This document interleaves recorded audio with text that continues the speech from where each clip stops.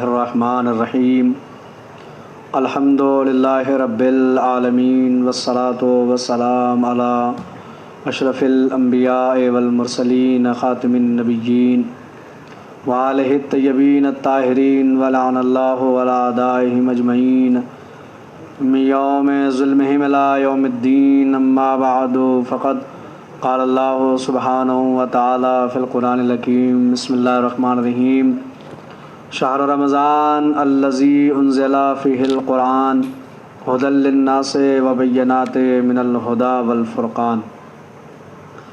السلام علیکم ورحمۃ اللہ وبرکاتہ۔ ناظرین کرام، ایک بار پھر آپ حضرات کی خدمت میں حاضر ہیں۔ ماہ مبارک رمضان 1441 ہجری اور لاک ڈاؤن جاری ہے، اور اس لاک ڈاؤن میں آپ حضرات سے گفتگو بھی جاری و ساری ہے، اور سلسلہ گفتگو آج اپنے 12ویں مرحلے میں داخل ہے۔ یکم رمضان سے مسلسل آپ حضرات سے گفتگو ہے۔ آپ حضرات کی توجہات اور محبتوں کا تہ دل سے شکر گزار ہوں۔ سلسلہ گفتگو سورہ مبارکہ بقرہ میں آپ حضرات سے گفتگو ہے۔ کل آپ حضرات کی خدمت میں عرض کیا تھا، حضرت آدم کے سلسلے میں بات ہو رہی تھی کہ آیت نمبر 33 سے لے کر آیت نمبر 39 تک مسلسل پروردگار عالم نے حضرت آدم علیہ السلام کا تذکرہ کیا۔ انی جاعل فی الارض خلیفہ، کہ میں روئے زمین پر ایک اپنا جانشین اور اپنا خلیفہ بنانے والا ہوں، اور اس پہ پھر ملائکہ کی گفتگو کہ ملائکہ نے کس طرح سے پروردگار عالم سے اس سلسلے میں بات کی، آپ حضرات کی خدمت میں پیش کیا گیا تھا، اور آج اسی سے ہم آگے بڑھیں گے، اور انہی آیات کے سلسلے میں آگے بڑھ کر آپ حضرات سے بات کرتے ہیں کہ آگے پھر حضرت آدم کے سلسلے میں کلام الہی میں کیا بیان کیا جا رہا ہے، اور پروردگار عالم نے کیا بیان کیا۔ کل ہماری گفتگو یہاں تک ہوئی تھی کہ وَإِذْ قُلْنَا لِلْمَلَائِكَةِ اسْجُدُوا لِآدَمَ فَسَجَدُوا إِلَّا إِبْلِيسَ أَبَىٰ وَاسْتَكْبَرَ وَكَانَ مِنَ الْكَافِرِينَ وَقُلْنَا يَا آدَمُ اسْكُنْ أَنْتَ وَزَوْجُكَ الْجَنَّةَ، اور پھر ہم نے آدم سے کہا کہ تم اور تمہاری زوجہ جنت میں رہو۔ وَكُلَا مِنْهَا رَغَدًا حَيْثُ شِئْتُمَا وَلَا تَقْرَبَا هَٰذِهِ الشَّجَرَةَ فَتَكُونَا مِنَ الظَّالِمِينَ، اور جو کچھ تمہارا دل چاہے اس میں سے تم کھاؤ پیو، لیکن ایک خاص درخت تھا، ایک شجر، جس کے قریب جانے سے اللہ نے کہا کہ اس کے قریب نہ جانا، اور اگر اس کے قریب گئے تو تم ظالمین میں سے قرار پاؤ گے۔ اب پھر عرض کریں گے کہ ظالمین سے مراد کیا ہے۔ فَأَزَلَّهُمَا الشَّيْطَانُ عَنْهَا، پس شیطان نے انہیں جو ہے وہ ورغلایا۔ فَأَخْرَجَهُمَا مِمَّا كَانَ فِيهِ، پس جس جگہ پہ وہ رہتے تھے وہاں سے ان کو نکالا گیا۔ وَقُلْنَا اهْبِطُوا بَعْضُكُمْ لِبَعْضٍ عَدُوٌّ وَلَكُمْ فِي الْأَرْضِ مُسْتَقَرٌّ وَمَتَاعٌ إِلَىٰ حِینٍ، اور پھر کہا کہ اہبطوا، یعنی تم اتر جاؤ، اور تم میں سے بعض کا دشمن ہوگا زمین پر، اور زمین پہ رہنے کے لیے تمہارے لیے ایک خاص مدت تک معین کی گئی ہے۔ فَتَلَقَّىٰ آدَمُ مِن رَّبِّهِ كَلِمَاتٍ فَتَابَ عَلَيْهِ، پس آدم کو کچھ کلمات کا عطا کیے گئے تھے، جس کے ذریعے سے ان کی توبہ قبول ہوئی۔ اِنَّهُ هُوَ التَّوَّابُ الرَّحِيمُ، پروردگار بے شک تواب بھی ہے اور رحیم بھی ہے۔ تو آج انہی آیات کے سلسلے میں آپ حضرات سے بات کرنے کا ارادہ ہے کہ سب سے پہلے حضرت آدم سے کہا گیا کہ تم اور تمہاری زوجہ جنت میں رہو۔ اب سب سے پہلا سوال یہ ہے کہ جس جنت میں وہ رہتے تھے وہ جنت سے مراد کیا ہے؟ تو اس میں مفسرین کے اختلاف ہے، بہت سارے اقوال ہیں۔ پہلا قول مفسرین کا یہ ہے کہ اس جنت سے مراد جنت الخلد ہے، کہ جہاں پہ حضرت آدم اور ان کی زوجہ حضرت حوا کو رکھا گیا تھا۔ ایک قول یہ ہے کہ وہ جنت الخلد نہیں ہے، اس لیے کہ جنت الخلد جو ہے وہ ملتی ہے جزا اور ثواب کے عوض، اور جزا اور ثواب ملتا ہے عمل کے عوض۔ تو ابھی نہ تو عمل ہوا نہ اس کی جزا و ثواب ہے، تو لہٰذا اس سے مراد جنت الخلد نہیں ہے۔ اور پھر قرآن مجید میں اس لیے بیان ہوا کہ جنت کے اندر جو بھی رہتا ہے، تو جنت میں ایسا نہیں کہ ایک بار آدمی جنت میں داخل ہوا تو پھر اسے دوبارہ جنت سے نکال دیا جائے۔ جنت میں جو رہے گا ہم فیہا خالدون، جو اس میں رہے گا وہ ہمیشہ ہمیشہ کے لیے اس میں رہے گا۔ تو حضرت آدم کو چونکہ وہاں سے نکلے ہیں تو اس سے مراد جنت الخلد نہیں ہے، تو اس سے مراد کیا ہے؟ اس سے مراد یہی ہے کہ آسمان پہ یا زمین پہ اللہ نے حضرت آدم کے لیے ایک مخصوص جگہ معین کی تھی رہنے کے لیے، اور اس کے اندر ہر وہ عیش و آرام تھا کہ جو جنت کے اندر ہوا کرتا ہے، ہر وہ اشیاء، ہر وہ چیزیں، ہر وہ آرائش کی چیزیں کہ جو جنت میں مہیا تھی یا جنت میں مہیا ہے وہ حضرت آدم کے لیے مہیا کی گئی، جو جنت میں ہے حضرت آدم کے لیے اسے مہیا کیا گیا، اور اس جگہ پہ حضرت آدم کو رکھا گیا، حضرت آدم اس جگہ پہ رہے۔ تو یہ جنت اس لیے کہ اب یہاں پہ ایک بات اور سامنے آتی ہے کہ حضرت آدم کا اس جگہ سے نکالا جانا اس بات کے منافی نہیں ہے کہ وہ معصوم ہیں، اس لیے کہ ہمارا عقیدہ یہی ہے مذہب شیعہ خیر البریہ کا کہ جتنے بھی انبیاء ہیں آدم سے لے کے خاتم صلی اللہ علیہ وآلہ وسلم تک سب کے سب معصوم ہیں، تو جب معصوم ہیں تو جنت سے کیوں نکالے گئے ہیں؟ تو کہا جنت سے نکالا گیا اسی لیے کہ حضرت آدم علیہ السلام کا جنت سے نکالا جانا اس بات کے منافی نہیں ہے کہ وہ معصوم ہیں۔ کیوں؟ اس لیے کہ جنت جو ملتی ہے وہ جزا اور ثواب کے بدلے میں ملتی ہے، اس جنت سے کسی کو نہیں نکالا جاتا ہے۔ تو یہ بات کلیئر ہے کہ ان کو کس جگہ پہ رکھا گیا۔ وَكُلُوا مِنْهَا رَغَدًا حَيْثُ شِئْتُمْ، اور جو کچھ بھی آپ کا دل چاہیے آپ اس میں سے کھائیں۔ ظاہر سی بات ہے جب وہاں کے تمام اشیاء حضرت آدم کے لیے مہیا کی گئی تھی تو پھر ان سے کہا گیا کہ آپ جیسا بھی چاہیے آپ اس کے اندر کھائیں۔ وَلَا تَقْرَبَا هَٰذِهِ الشَّجَرَةَ فَتَكُونَ مِنَ الظَّالِمِينَ، لیکن تم دونوں تثنیہ کا صیغہ ہے کہ اس کے قریب نہ جانا، خاص درخت ہے اس کے قریب اگر گئے تو کیا ہوگا؟ فتکون من الظالمین، ظالمین میں سے قرار پاؤ گے۔ ظالمین یہاں پہ ظلم بمراد خسارہ ہے، ظلم سے مراد خسارہ، ظالمین سے مراد خسارہ اٹھانے والے۔ اللہ نے کہا اگر تم اس کے قریب گئے تو خسارہ اٹھانے والوں میں سے ہو جاؤ گے، نقصان اٹھانے والوں میں سے ہو جاؤ گے۔ وہ درخت کے قریب جانے اس کے لیے منع کیا گیا تھا۔ اب اس درخت وہ شجر کے بارے میں ذرا سا بیان کرتے وہ شجر کیا ہے، تو مفسرین کے بہت سے اقوال موجود ہیں۔ کچھ نے کہا کہ وہ شجر جو ہے وہ انگور کا درخت تھا، کسی نے کہا کہ وہ گندم کا درخت تھا، کسی نے کہا کہ وہ سیب کا درخت تھا، میوے کا درخت تھا۔ مختلف اقوال تفاسیر میں علماء علم تفسیر نے اپنی اپنی تفاسیر میں بیان کیے ہیں۔ اور جب 8ویں امام حضرت امام علی رضا علیہ السلام سے جب سوال کیا گیا کہ وہ درخت کس چیز کا درخت تھا، وہ شجر کس کا شجر تھا، تو مولا نے فرمایا کہ لوگ کیا کہتے ہیں؟ کہا لوگ کو آگے مولا لوگ تو کہتے ہیں، کوئی کہتا ہے کہ وہ انگور کا تھا، کوئی کہتا ہے وہ سیب کا تھا، کوئی کہتا ہے وہ گندم کا درخت تھا۔ تو مولا نے کہا کہ سب درست ہے، سب ٹھیک کہتے ہیں۔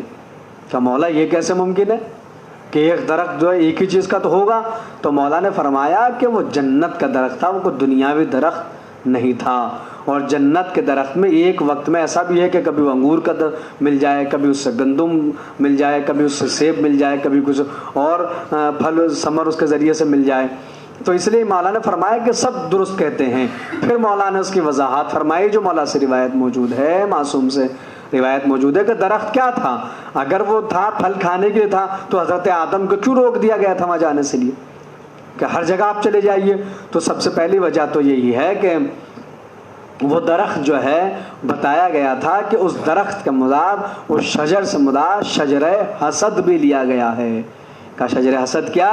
کا شجر حسد کا مطلب یہ ہے کہ وہ درخت تھا اہل بیت علیہم الصلاۃ والسلام سے، ان ذوات مقدسات سے منسوب تو درخت تھا، اور جن کے لیے یا وہ درخت حسد تھا۔ شجر حسد مطلب یہ ہے کہ وہ مقام اہل بیت کا اس سے مراد ہے، اس میں عظمت اہل بیت اس سے مراد ہے، فضیلت اہل بیت اس سے مراد ہے۔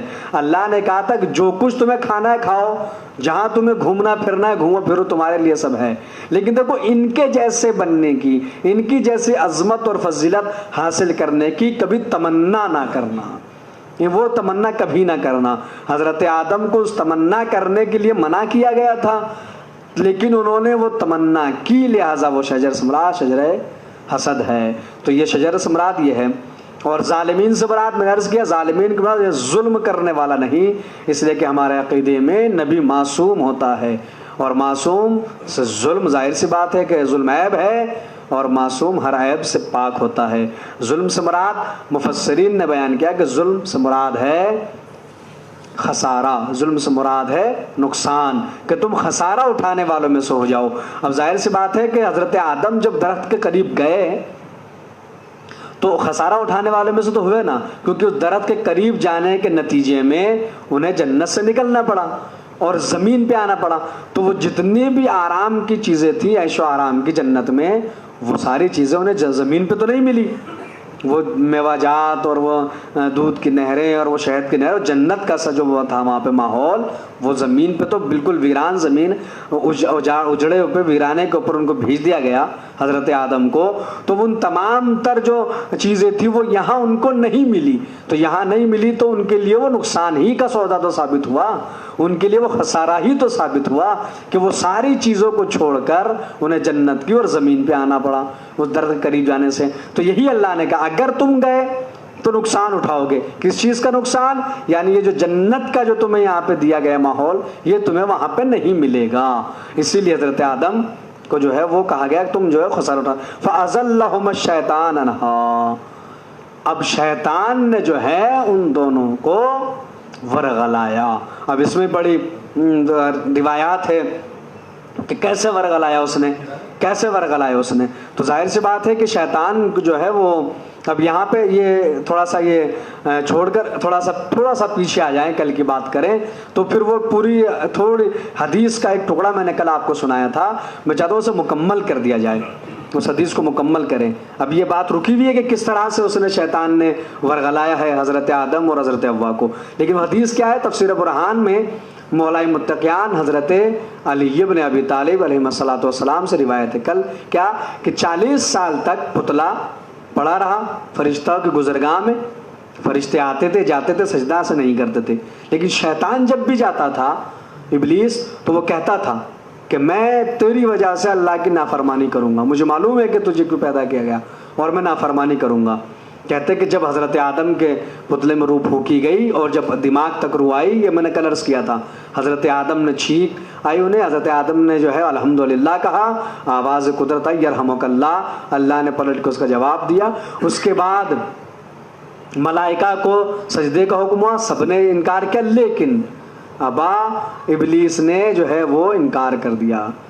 سب فسجدوا الا ابلیس، سب نے کیا سجدہ لیکن ابلیس نے سجدہ نہیں کیا۔ جب اس نے سجدہ نہیں کیا تو پھر پروردگار عالم نے کہا، اور پروردگار نے کہا کہ بھئی تو نے سجدہ کیوں نہیں کیا؟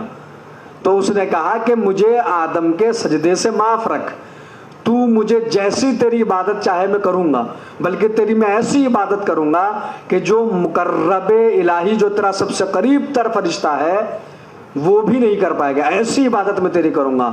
تو پروردگار نے پلٹ کے کہا کہ میں تیری عبادت کا محتاج نہیں ہوں، مجھے وہ عبادت کروانی ہے جو میری منشا کے مطابق عبادت کرنا ہے، نہ کہ تیری منشا کے مطابق عبادت کرے، وہ نہیں کہ جو تیری مرضی ہو، عبادت ویسی کرنی ہے جیسے میری مرضی ہو، مجھے اپنی منشا کے مطابق عبادت کرانا ہے۔ تو لہٰذا تو نے میری بات کو نہ مانا تو راندہ ہو گیا اور اب قیامت تک تیرے اوپر لعنت ہوگی۔ تو شیطان نے پلٹ کے کہا ابلیس نے کہ پروردگار یہ تو تیرا عدل نہیں ہوا، تو عادل ہے، اس لیے کہ کیوں کا، اس لیے میں نے جو ہے زمین کے چپے چپے پہ جو ہے وہ عبادت کی ہے، بلکہ معصوم سے روایت ہے کہ اس نے 2 رکعت ایسی نماز پڑھی کہ جو 4000 سال میں جا کے مکمل ہوئی، 2 رکعت نماز اور 4000 سال۔ اور میرے یہاں پہ رک کے ایک بات آپ کی خدمت میں عرض کر دوں کہ جب بھی خلقت آدم سے قبل کے سال کی بات ہو تو اس سال سے مراد یہ ہمارے سال نہیں ہوتے کہ جہاں 24 گھنٹے کا ایک دن ہوتا ہے، 7 دن کا ایک ہفتہ ہوتا ہے، 30 مہینے کا ایک دن ہو جاتا ہے اور 12 مہینے کا ایک سال ہو جاتا ہے۔ خلقت آدم سے پہلے کہ جب بھی سال کی بات ہوگی تو ان سال سے مراد نوری سال ہوں گے، اس سے مراد لائٹ ایئرس ہیں، اس سے مراد نوری سال ہے، اور نوری سال کا ایک دن ہمارے 50 سال کے برابر ہوتا ہے۔ اس نے کیا کہا؟ 2 رکعت نماز 4000 سال میں، ایسی عبادت اس نے کی پروردگار عالم کی۔ اسی عبادت کی بنیاد پر وہ قوم جنہ میں سے اٹھا کر جو ہے ملائکہ کے صف میں لے جا کے بٹھا دیا گیا۔ اس نے کہا کہ پروردگار یہ تیرا عدل تو نہیں ہوا، کہا کہ پھر تجھے دنیا کی چیز میں جو چاہے وہ تو لے لے. تو پھر ابلیس نے کہا کہ مجھے سب سے پہلے وقت معلوم تک کی زندگی چاہیے. اللہ نے کہا کہ ٹھیک ہے، میں نے تجھے وقت معلوم تک کی زندگی دی. کہا مجھے اولاد آدم پہ قابو چاہیے. کہا ٹھیک ہے، تو اولاد آدم پہ تیرا قابو بھی ہوگا. کہا کہ ایسا قابو کہ میں ان کے رگ و ریشے میں داخل ہو جاؤں. ابلیس کہہ رہا ہے. مولا متقیان تفسیر برہان کے حوالے سے صاحب تفسیر انوار النجف نے روایت کو نقل کیا، انہوں نے لکھا ہے کہ اس نے کہا کہ ایسا قابو ہو اولاد آدم پہ کہ میں ان کے رگ و ریشے کے اندر داخل ہو جاؤں. اللہ نے کہا کہ ٹھیک ہے، ایسا بھی جو ہو جائے گا. اس نے کہا کہ پھر آدم کے ایک فرزند کے بدلے مجھے 2 فرزند، 2 بیٹے، یعنی اگر آدم کے یہاں 1 ہو اولاد آدم کے تو میرے یہاں 2 ہو، تاکہ میں اس پہ صحیح سے کنٹرول کر سکوں، قابو پا سکوں. اللہ نے کہا کہ ٹھیک ہے، یہ بات بھی تیری قابل منظور ہے. اور پھر اس کے بعد اس نے کہا کہ اور کچھ دے. تو پروردگار نے کہا کہ جا، اولاد آدم کا دل تیرا وطن ہوگا. کیا مطلب؟ تو ان کے دلوں کے اندر چھپ کے بیٹھ جائے گا، اتنا تیرا کنٹرول ہوگا. اور اس نے کہا کہ پروردگار میں جس بھیس میں چاہوں، جس شکل میں چاہوں اولاد آدم کے سامنے چلے جاؤں، میں انہیں دیکھوں لیکن وہ مجھے نہ دیکھ سکے. یہ ساری باتیں اس نے، سارے مطالبات اپنی فرمائشیں اللہ کے سامنے رکھی کہ تو اب عادل ہے تو میری عبادت کے بدلے مجھے یہ چاہیے. اللہ نے کہا کہ ٹھیک ہے، جسے سب کچھ دیا. جب اسے دے دیا سب کچھ تو اس نے پلٹ کے کہا کہ پروردگار اب میں جا تو رہا ہوں لیکن لَأُغْوِيَنَّهُمْ أَجْمَعِينَ إِلَّا عِبَادَكَ مِنْهُمُ الْمُخْلَصِينَ. سب کو گمراہ کروں گا لیکن جو تیرے مخلص بندے ان کے قریب میں نہیں جاؤں گا. تو حضرت آدم کے سامنے ساری بات ہو رہی تھی. تو حضرت آدم نے بھی پلٹ کے کہا پروردگار میری اولاد 1، اس کی 2، دل جو ہے وطن، میری اولاد اسے دیکھ نہیں پائے گی، وہ دیکھے گا، قابو رگ و ریشے میں داخل ہو جائے گا. تو پروردگار میری اولاد کے لیے کیا ہے، جو اولاد آدم ہوگی، جو انسان ہو، ان کے لیے کیا ہے. تو پروردگار عالم نے کہا کہ آدم گھبراؤ نہیں، اگر تیری اولاد میرا بندہ اگر 1 گناہ کرے گا تو 1 کے بدلے 1 جو ہے سزا ہے، لیکن اگر وہ نیکی کرے گا تو 1 نیکی کے بدلے میں 10 نیکیاں عطا کروں گا. اور اگر چاروں طرف سے اسے ابلیس بہکائے گا، اگر وہ دعا کے لیے ہاتھ اٹھا دے گا تو بخش دوں گا، اپنی پیشانی سجدے میں رکھ دے گا تو بخش دوں گا، یہاں تک کہ روح نکلنے سے قبل بھی اگر وہ میری بارگاہ میں توبہ کرے گا تو اس کے لیے توبہ کے دروازے کھلے رکھوں گا اور میں اس کی توبہ کو قبول کروں گا. یہ پروردگار عالم نے، مولا کائنات کہتے ہیں آدم سے اللہ نے یہ کہا. تو آدم مطمئن ہوا کہ ہاں پروردگار تو واقعاً عادل مطلق ہے. تو اب شیطان یہ کہہ کے نکلا کہ میں جو ہے وہ بہکاؤں گا. حضرت آدم کو رکھا گیا کہ اب آپ سارا معاملہ قضیہ ہو گیا، اب آپ یہاں پہ رہیے. اب حضرت آدم وہاں پہ رہے، لیکن شیطان چونکہ وہ تو ظاہر سی بات ہے کہ وہ تو اس نے تو کہا. اب اس نے کیا کہا، اس نے آنے کے بعد جو کس طرح سے گمراہ اس نے کیا ورغلایا اس طرح سے کہ اس نے آ کر سب سے پہلے حضرت آدم سے کہا کیا آپ یہ نہیں چاہتے کہ آپ ہمیشہ یہی رہے، ایسی عیش و آرام کی زندگی، لیگزری زندگی اگر کسی کو مل جائے لائف گزارنے کو، لیگزری لائف، اور کسی سے اگر کہے کہ اگر آپ یہ کر لیں تو ہمیشہ آپ کو ایسی لائف ملے گی. تو ابلیس نے بھی یہی داؤ پھینکا. اس نے کہا آپ چاہتے کہ آپ ہمیشہ یہی رہے؟ تو کہا کہ ہاں. کہا کہ ٹھیک ہے، پھر آپ یہ اس شجر کو پھل کھا لیں تو آپ فرشتے بن جائیں گے، آپ ملک ہو جائیں گے، اور جب آپ ملک بن جائیں گے تو ملک تو ہمیشہ ہی رہیں گے. لیکن شیطان کو فوراً اپنی غلطی کا احساس ہو گیا. کہا کیوں؟ اس لیے کہ وہ فرشتوں کو آدم کے سامنے جھکا ہوا دیکھ چکا تھا، تو اسے وہ سمجھ گیا. کہا کہ یہ تو فرشتوں سے افضل ہے، کیونکہ جس فرشتے بننے کی میں نے مشورہ دے رہا ہوں وہ تو اس کے سامنے جھکتے ہوئے نظر آ رہے ہیں. تو جب آدمی پہلے ہی سے ان سے افضل ہے تو وہ مفضول کیوں بننا چاہے گا، وہ کیوں مفضول بننا چاہے گا؟ تو فرشتوں کہا اگر آپ فرشتے بن جائیں گے تو آپ ہمیشہ رہیں گے. لیکن آدم مخلص بندے تھے. حضرت آدم نے کہا کہ نہیں، مجھے جو ہے وہ یہ تیرا مشورہ قابل و قبول نہیں. اس کی بات کو نہیں مانا. پھر وہ آیا حضرت حوا کے پاس، اور حضرت حوا سے آنے کے بعد اس نے دوسرا داؤ پھینکا.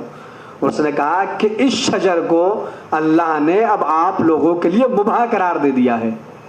یعنی اب آپ اس کو جو ہے درخت کا شجر کا جو ہے وہ پھل کھا سکتے ہیں، اس کا ثمرہ آپ کھا سکتے ہیں، یا آپ کے لیے اب جو ہے وہ یہاں جانا منع نہیں ہے بلکہ آپ کے لیے مباح قرار دے دیا گیا ہے۔ اور یہ کہہ کر اس نے حضرت حوا کو وہ پھل کھلایا۔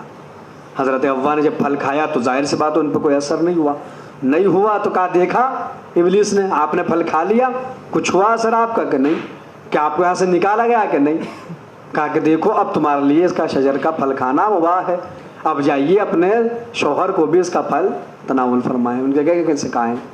بولے حضرت حوا نے آگے حضرت آدم سے کہا کہ یہ درخت اب ہمارے لیے اباحت کا حکم رکھتا ہے، یہ درخت اب ہمارے لیے مباح قرار دے دیا گیا ہے، اور دیکھیے میں نے تو اس شجر کا پھل کھایا ہے ثمر، اور مجھے تو کوئی وہ نہیں۔ اسی اس پہ پھر حضرت آدم نے اسے نوش کیا، جیسے ہی تناول فرمایا بس اللہ نے کہا کہ آدم اب آپ جائیے یہاں سے، اب آپ جو ہے وہ زمین کے اوپر اتر جائیے۔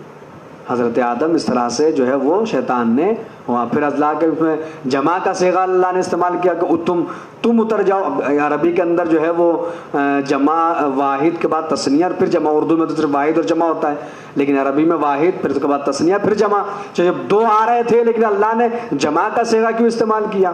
تو جمع کا صیغہ مفسرین کہتے ہیں اس لیے استعمال کیا گیا تھا جمع کا صیغہ کہ آگے کی آیت بتا رہی ہے کہ تم میں سے بعض کا دشمن ہوگا، یعنی تم ہی نہیں جاؤ گے بلکہ ابلیس بھی تو جائے گا اور ابلیس تمہارا دشمن ہوگا۔ تو پہلے تو ابلیس کو بھی اس میں شامل کیا گیا، ایک تو قول یہ ہے۔ دوسرا قول ہے کہ جمع کا صیغہ استعمال کر کے اللہ نے پوری اولاد آدم کو مخاطب کیا ہے کہ تم اپنی پوری اولاد سمیت پوری نسل سمیت اب دنیا میں جا کر آباد ہو جاؤ، دنیا میں جا کر بس جاؤ۔ تو یہ حضرت آدم کا پورا قصہ ہے جو بڑے اختصار کے ساتھ میں نے آپ حضرات کی خدمت میں پیش کیا کہ شیطان نے انہیں ورغلایا، ابلیس نے، اور حضرت آدم جو ہے وہ زمین کے اوپر تشریف لائے، اور لانے کے بعد پھر حضرت آدم وہاں پہ جو دنیا کو جو آباد ہوئی۔ اب یہاں پر ایک سوال تھا، کل کا کسی کا سوال تھا، اس سوال کی طرف توجہ دلانا، اس سوال کا جواب دینا بہرحال ضروری ہے، اور جب سوال کیا تو پھر اطمینان بھی ہے کہ سنا جا رہا ہے، کیونکہ سننے کے بعد ہی آدمی سوال کرے گا۔ اب بغیر سنے تو سبحان اللہ جزاک اللہ جنزہ سلامت آباد رہیے تو ظاہر سی بات ہے محبت ہے، لیکن جو لوگ سنتے ہیں تو پھر وہ سوالات بھی کرتے ہیں۔ تو بہرحال میری آپ حضرات کی محبتوں کا میں شکر گزار ہوں، لیکن گزارش ہے، مؤدبانہ گزارش یہی ہے کہ پہلے پوری بات کو سننے کے بعد پھر دعاؤں سے نوازیں، اور صرف دعاؤں سے نہ نوازیں، اگر کوئی لغزش ہو جاتی ہے تو اس کی طرف توجہ دلائیں، یا اگر کوئی آپ کے معلومات میں ایسا کسی بات کو میں اگر ایکسپلین نہیں کر سکا، اگر کسی بات کو میں آپ کو سمجھا نہیں سکا تو آپ مجھے بتائیں، تو میں شاید کوشش کروں کہ اپنے جو ٹوٹے پھوٹے الفاظ ہیں ان کے ذریعے سے آپ کو بات سمجھاؤں۔ سوال یہ تھا کہ شیطان کے بارے میں وہ سوال تھا کہ میں نے عرض کیا تھا کہ کل جو میں نے عرض کیا تھا کچھ لوگ یہ کہتے ہیں کہ شیطان جو ہے فرشتہ تھا، کیونکہ اللہ نے فرشتوں سے کہا کہ سجدہ کرو تو وہ بھی سجدے کے حکم آیا، لہٰذا وہ فرشتہ تھا۔ لیکن جن لوگوں نے، جن مفسرین نے اس نظریے کی تردید کی یہ کہہ کر کہ وہ فرشتہ نہیں تھا، دلیل یہ دی گئی کہ سب سے پہلے قرآن کی آیت وَكَانَ مِنَ الْجِنِّ کہ وہ اجنہ میں سے تھا، وہ جن تھا، فرشتہ نہیں تھا۔ دوسری دلیل یہ دی گئی کہ قرآن مجید نے کہا کہ شیطان اور اس کی اولاد کو اپنا دوست نہ بناؤ، اس کا مطلب جو ہے شیطان صاحب اولاد ہے، اور لیکن فرشتے صاحب اولاد نہیں ہوتے ہیں۔ اسی بات کا سوال تھا کہ اس کا مطلب کہ انسان بھی تو صاحب اولاد ہوتے ہیں، تو کیا انسان بھی شیطان ہے؟ کیا انسان بھی شیطان ہوتے؟ یہ بات سمجھ میں نہیں آئی۔ تو اس کو سمجھنا اس طرح سے ہے کہ ظاہر سی بات ہے کہ فرشتے معصوم عن الخطا ہے، ابلیس جو ہے وہ جن ہے، اور جن جو ہے اس کی نسل ہوتی ہے، اس کی اولاد ہوتی ہے، فرشتے صاحب اولاد نہیں ہوتے۔ کیوں؟ اس لیے کہ فرشتوں کے یہاں جو ہے شہوت نہیں پائی جاتی، فرشتوں کے یہاں خواہشات نہیں پائی جاتی، اس لیے وہ صاحب اولاد نہیں، ان کے یہاں اولاد نہیں ہوتی۔ لیکن جن کے یہاں پہ اولاد ہوتی ہے، انسان بھی جو ہے صاحب اولاد ہوتا ہے، جن بھی صاحب اولاد ہوتا ہے۔ اور یہ بھی بات پیش کی گئی تھی کہ فرشتے معصوم اہل خطا ہوتے ہیں، ان سے لغزش نہیں ہوتی، لیکن شیطان سے لغزش ہوئی لہٰذا وہ جو ہے فرشتہ نہیں تھا۔ تو کیا سوال یہ تھا کہ کیا مولانا کے کہنے کے مطابق کیا انسان بھی شیطان ہو سکتا ہے؟ تو اس کا جواب ہے کہ بالکل انسان بھی شیطان ہو سکتا ہے۔ اب ہم ذرا سا بات کریں گے تو قرآن مجید نے شیطان کو لفظ کو کس معنی میں استعمال کیا. اب میں چاہتا ہوں کہ قرآن کے ذریعے سے اس کا جواب دیا جائے. تو شیطان کا جو مادہ ہے وہ ہے شطن، شین تو نون، شطن. اور اس کے معنی ہے، شیطان کے معنی ہے پست، ذلیل، حقیر، خبیث اور موذی، مضر، یعنی جو نقصان پہنچانے والا ہے، جو خبیث ہے، جو پست ہے، اسے کہا جاتا ہے شیطان. اور شیطان اس میں عام ہے اور ابلیس اس میں خاص ہے. ابلیس اس شیطان کو کہتے ہیں کہ جس نے آدم کو سجدہ نہیں کیا، اور شیطان یہ اس میں عام ہے. اللہ نے کسی ایک وجود کے لیے شیطان کا لفظ استعمال نہیں کیا ہے. اب آئیے میں آپ حضرات کو قرآن مجید کی آیت پڑھ کے سنا دیتا ہوں تو اس سے میری بات بالکل کلیئر ہو جائے گی کہ شیطان جو ہے وہ یہ اس میں عام ہے، ابلیس اس میں خاص ہے. اب کس قرآن مجید سورہ مبارکہ انعام ترتیب تلاوت کے لحاظ سے کلام الہی کا 6واں سورہ ہے اور اس کی آیت نمبر 112. اب آئیے اگر آپ سن رہے ہیں قرآن لے کے بیٹھے تو قرآن میں دیکھ ڈالیے. میں آیت پڑھ کے آپ کو سناتا ہوں. سورہ مبارکہ انعام 6واں سورہ ہے اور اس کی آیت نمبر 112. وَكَذَلِكَ جَعَلْنَا لِكُلِّ نَبِيٍّ عَدُوًّا شَيَاطِينَ الْإِنسِ وَالْجِنِّ. کیا کہہ رہا قرآن؟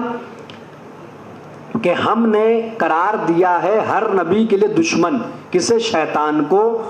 وہ شیطان جو من شیاطین الانس والجن، یعنی جنات میں سے جو شریر لوگ ہیں اور انسان میں سے جو شیطان لوگ ہیں.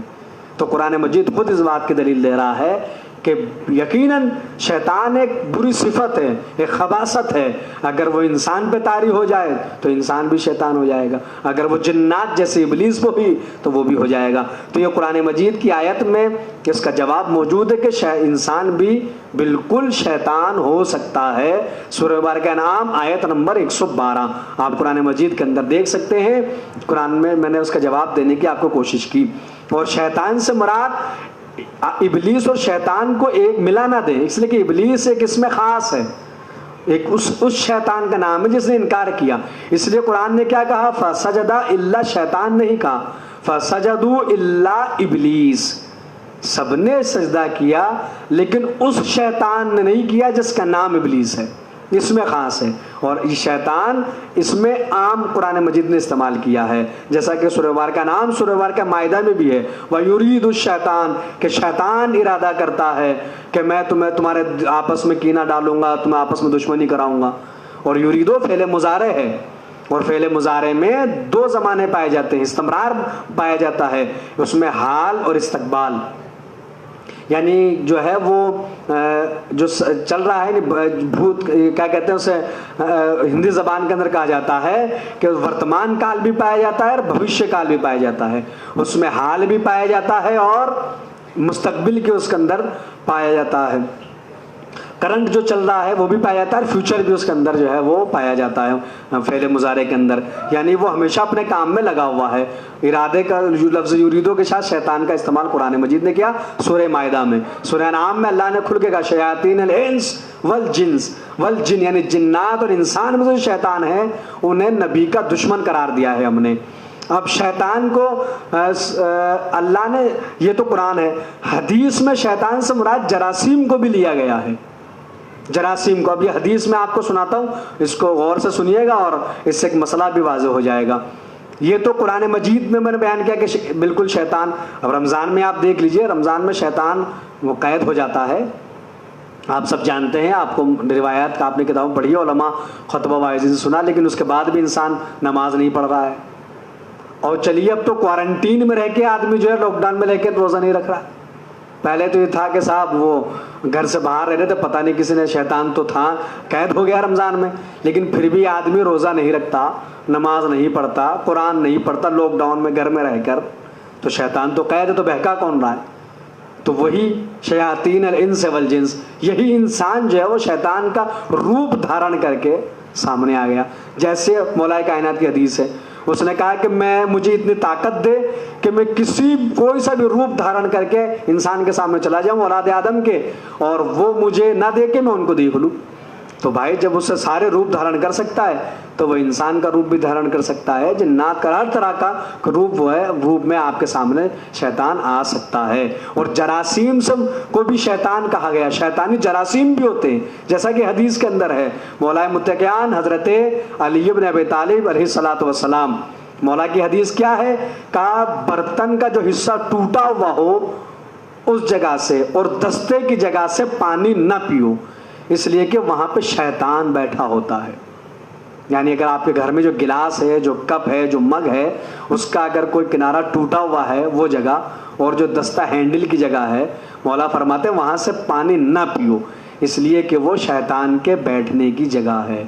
اسی سے ملتے جلتے الفاظ کی حدیث ہے صادق آل محمد حضرت امام جعفر صادق علیہ الصلوۃ والسلام کی، فرمایا کہ ٹوٹا ہوا کوزے سے اور دستے کی جگہ سے پانی نہ پیو، اس لیے کہ وہ شیطان کے پانی پینے کی جگہ ہے۔ اب ایک مسئلہ یہ کلیئر ہو گیا کہ ٹوٹے ہوئے برتن اور کوزے اور گلاس میں پانی پینا یا کوئی بھی مشروبات کا پینا مکروہ کیوں قرار دیا گیا، کہ گھر کے اندر ٹوٹا ہوا برتن رکھنا یہ نحوست ہے، یہ مکروہ کیوں کا؟ اس لیے کہ معصوم کی 2 حدیثیں موجود ہیں کہ اس جگہ سے پانی پینا وہ شیطان کی جگہ ہے، وہاں شیطان بیٹھا ہوتا ہے۔ تو اس کا مطلب ایسے جراثیم وہاں پر ہوتے ہیں شیطانی، جو انسان کو کہ روح کو بھی زخمی کرتے ہیں اور جسم کو بھی نقصان پہنچاتے ہیں، یہ جراثیم سے مراد دیا گیا۔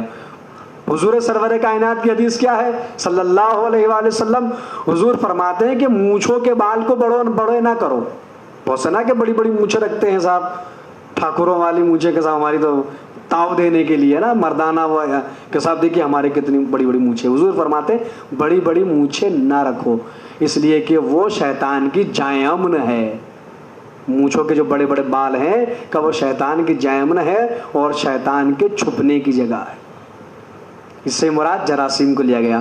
تو قرآن مجید نے کہا کہ بالکل انسان کے روپ میں بھی شیطان ہو سکتا ہے، جراثیم بھی اس سے شیطان سے مراد لیے گئے ہیں۔